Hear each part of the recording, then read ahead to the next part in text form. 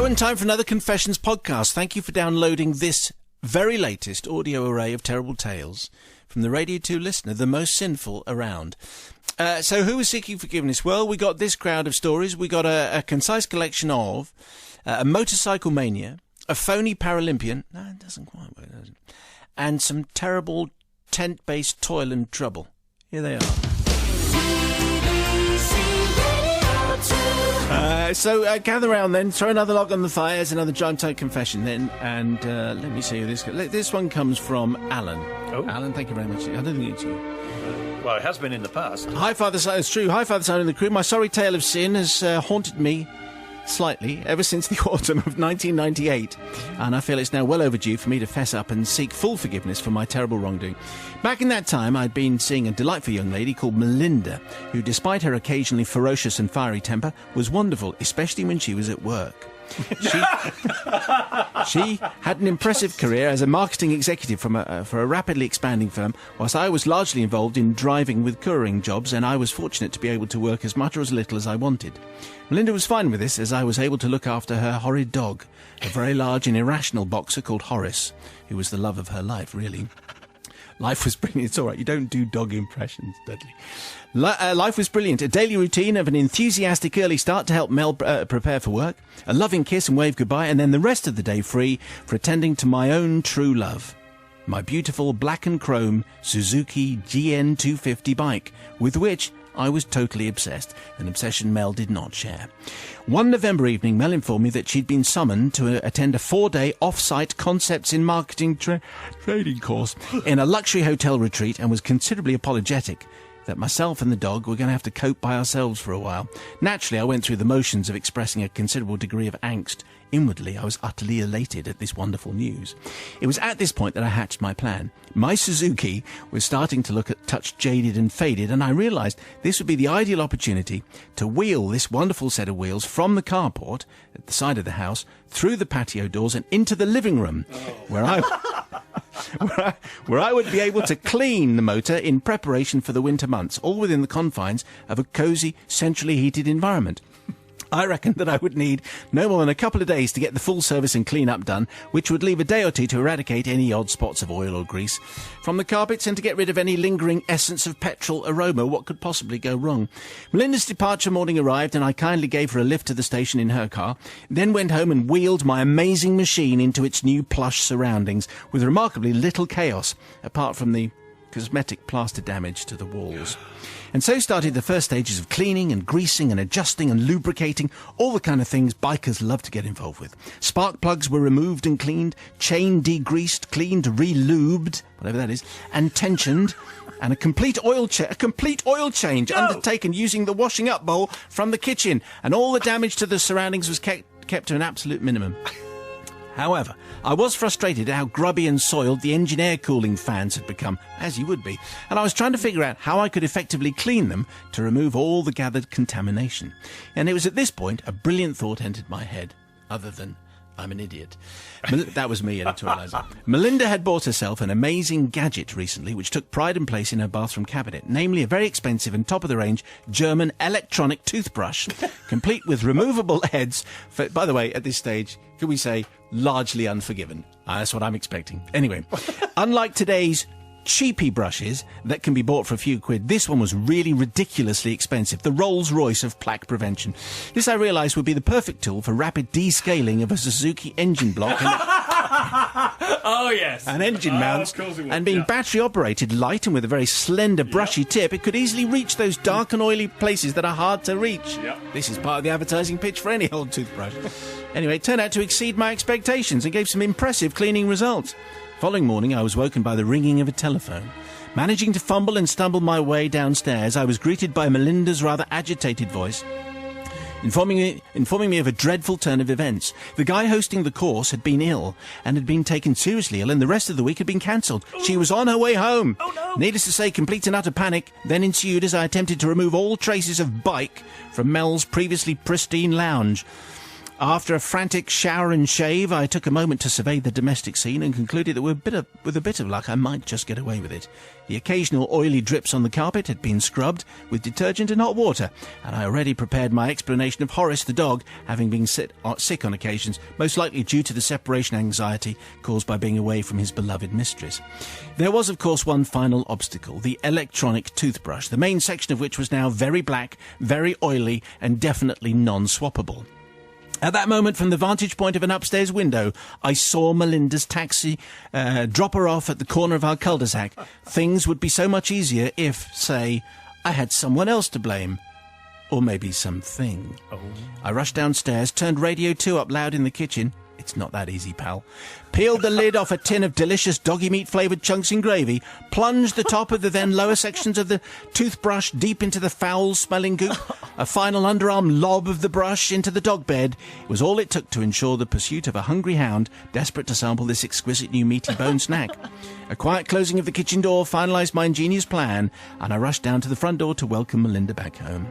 So I seek forgiveness, obviously, not just for using Mel's wonderful electronic toothbrush to degrease my engine mounts, but for breaking her strong emotional bond with her beloved hound, who was never thought of in quite the same way again, following her horrific discovery of the chunks of mangled toothbrush strewn across the kitchen floor.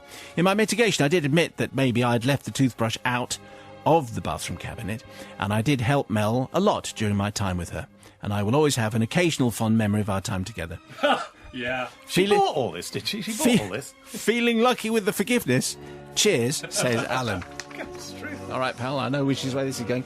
Let's try with Sister Rebecca, yes. Well, I have to say, he did some quick thinking, didn't he? That was pretty amazing, coming up with that dog ploy. And, if in doubt, blame the dog. It's been said before in confessions. I mean, they're not, they don't really know whether they're being blamed or not, do they? So, no. But the emotional bond was broken. Well, apparently so. I suppose so. But I think I would have forgiven, but for the fact that he clearly didn't have much of a relationship with Melinda. And what was he going to do with the toothbrush anyway? Was he going to kind of clean it and put it back to where... That's kind of what I think he would have done, and I don't think it's very nice. So for that reason, I'm not forgiving. What do you think, Deadly? I don't think I'll forgive either. I don't think it's not possible, is it? No dog food includes oil, does it? There would have been oil on that toothbrush, surely. And what was the first thing he did after speaking to Melinda? He had a shower and shave first, and then decided to look at the mess created by the bike. So I can't forgive him at all. The man's an idiot. Well, fancy just wheeling a motorbike into the lounge, apart from anything else. Taking chips off the doorway. Anyway, let's see what Brother Matthew makes. Well, they clearly had a marriage made in heaven, didn't they? He can't wait for her to go off to a stately home for an away day, and she's got a better relationship with the dog. Well, she did have. Well, she did, yeah. I am a big fan of bringing the motorbike into the front room. I like that. I love the idea of having things in the room that shouldn't be like having a trampoline in the kitchen or your golf clubs in the bedroom. In your house? Yes. I love the idea that you walk into the room and think that doesn't go. So I'm going to forgive for that. Well done for bringing your bike. I mean, the toothbrush thing is probably taken a bit too far. But, these things happen. And that relationship was going nowhere anyway. So at least the bike's clean. Yes, forgiven.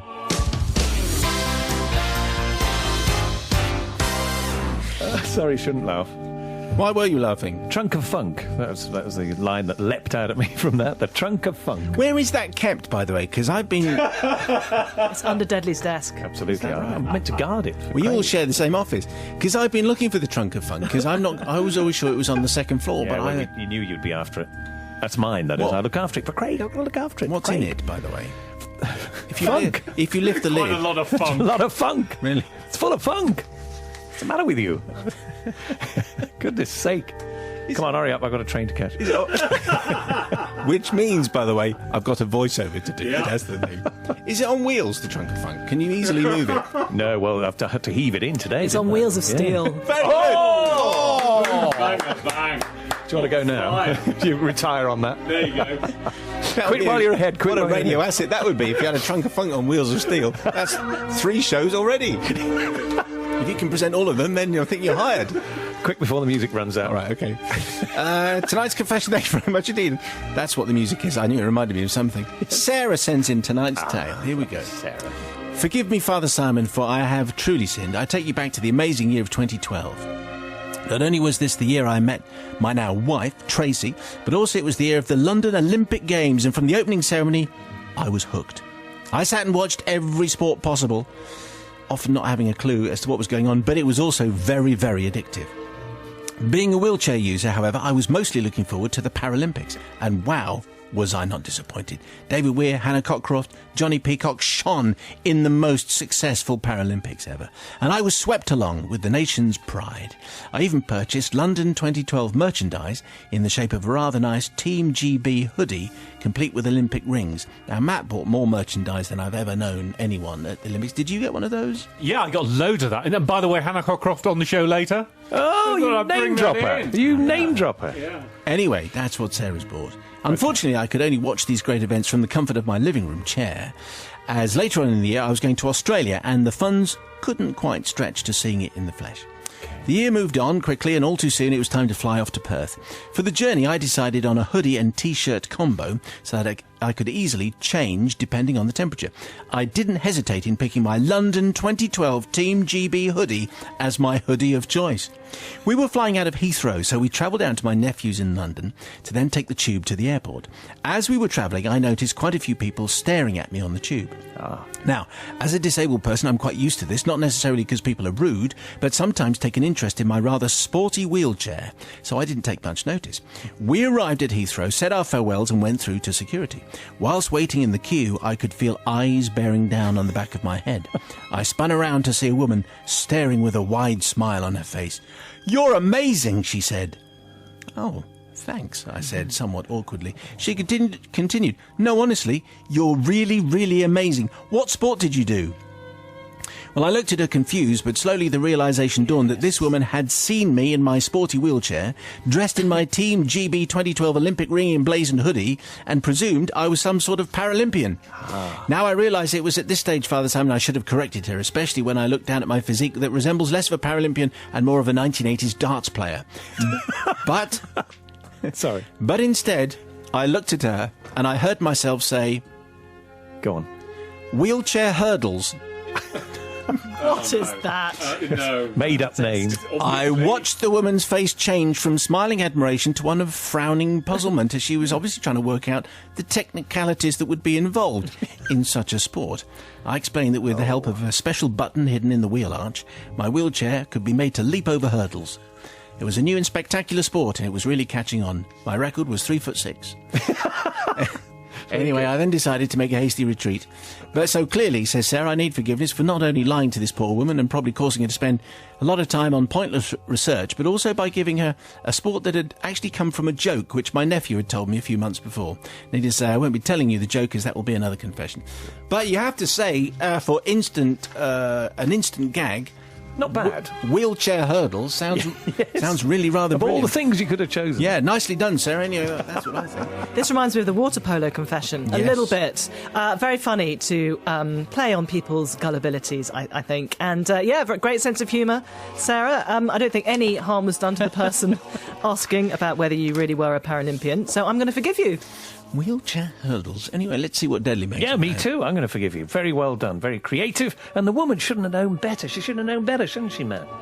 Yes. I know you're not allowed to speak yet. It's not your cue. You Oh, no, don't sorry, bring no, you've Matt got to. in. I Yeah. then say, thanks, Deadly. Matt. Matt, what do you think? Yes. Well, she gave her a big hint there, didn't she, with the wheelchair hurdle? So if this woman's gullible enough to believe that, and also I thought the way this story was going to go is that she was going to then get bumped up to business class because she's wearing the kit, and that's what I'd have done. Absolutely play on that. So I am Shocking. I am going to forgive just because of the hint. You're giving her a big hint. She didn't take it because she's too gullible.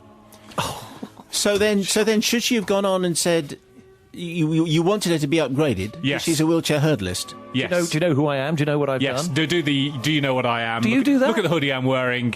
There you go. Yes, please. when were you last I will bumped up? have champagne as we're taking off. Thank you. It's confession time. And this is from The Baron. Thank you, Baron, for sending this in. Father Simon, and your always forgiving posse. My confession goes back to the summer of 1998. I was 22 and flushed with the joys of independence and youth. Myself and my two mates, Mingo and Digger, went on our first proper lads' holiday to France. In our minds, the country would be buzzing with World Cup fever. The only place to be that summer. Well, the holiday itself was fine, fun even. We were staying in a tent. A tent as big as a small house, run by one of those large continental camping and caravanning companies. The nights were cold and occasionally a bit damp, but the facilities were fine. Plenty of plates for our terrible food and plenty of mugs for our terrible coffee. Mingo and I fully supported England in the competition despite being Welsh, if only to ensure that Digger, English, continued to do the cooking. However, inevitably, England was soon knocked out on penalties, and we were ready to leave for the long drive back to the French port of Saint-Malo, from where we get the ferry back home. Rather than get up at the crack of dawn on the following morning to catch the ferry, we thought it might be a good idea to leave early evening of the day before, which would involve an early checkout from our camp. A young, skinny, spotty rep, a proper Jobsworth, herein referred to as Mr. Jobsworth, visited us to go over the formalities. Leaving early is no problem, he said. If you leave around 7 p.m, that's perfect for us. I'm doing my last rounds for the evening. I can come in and check on you then and make sure that everything is in order. Well, we didn't really like the sound of that. What do you mean, check everything is in order? I spluttered in a suspicious questioning tone. Well, he went on, in a Jobsworth accent. I don't know what that is. Well, I think it's a bit like this, like do you think? you talk like that. I need to. I've just seen you in a new light, Rebecca. and I rather like it. That's I need to check that the beds are made, the tent is in good order, and obviously that all of the cutlery, plates, pots and pans and stuff are cleaned and ready for the family coming to use the tent tomorrow. Add that to the list. Camp Cornish and Jobsworth. remarkable. Talent. Righty-ho, I said, no problem. We'll see you at 7. Well, it was then that mild panic set in. It was already 4:30, and we had got nothing ready. The beds were unmade, the tent floor was filthy, and not one single pot, pan, plate, mug, knife or spoon had been washed for the entire week. We're guys on holiday, okay? They were filthy, caked in cheese, pâté and mustard, you know, French stuff, and the pans were still soiled with the remnants of Digger's long-forgotten vegetable bolognese. Nice little foodie thing going on here. Yeah. Good old Digger. You noticed that? There was, I'm not kidding, a mountain of unwashable washing up. They would have to have been soaked for about 4 hours in industry-strength washing up liquid just to get started on any reasonable occasion, but we had no time, and this wasn't a reasonable occasion, so we did our very best by running the cold tap next to the tent and started scrubbing the plates under it with a pair of old socks. It's all we had. As the time passed, it was clear we weren't going to make the cut-off point. The floor was mopped, the beds were made, but the washing up was going nowhere. Even after an hour, we'd barely cleaned 2 or 3 plates and 1 single pan. We were not going to make it. So we decided to give up. Maybe we could just chuck him a few quid and ask him to do it himself. Or maybe we could pay a fine. Anyway, and then the plan appeared. Boys, I spluttered, think about it. And I pointed at the tent opposite. A tent identical to ours, recently vacated by a clean, friendly, contented family of 4. They left this morning, didn't they? Surely they will have had to clean up their tent for vetting by the rep as well. Their dishes are going to be spotless. Let's just swap them over. Anyway, they poked up immediately. This is a plan. Not only would we have perfect shining crockery and cutlery to show Mr. Jobsworth, but we would also have conveniently found a perfect home for our soiled goods. Mingo volunteered to keep lookout, whilst me and Digger undertook Operation Dirty Dishes. There, inside their tent, shiny, gleaming crockery, cutlery, pots and pans, the entire lot in perfect condition. So for the next 20 minutes, we ferried armfuls of it between the 2 tents. Clean into hours, dirty out of hours. Operation Dirty Dishes executed flawlessly. We even had an hour or so to put our feet up, which we duly did. And were doing so when Mr. Jobsworth arrived. All right. Well, how are things going, chaps? He said, raising an eyebrow, nonchalantly leaning back on the cheapo plastic chairs, legs up on the plastic table just outside the tent. Fine, yes, been a slog to get the tent clean to the exacting standards we know you expect, but we've just about managed it.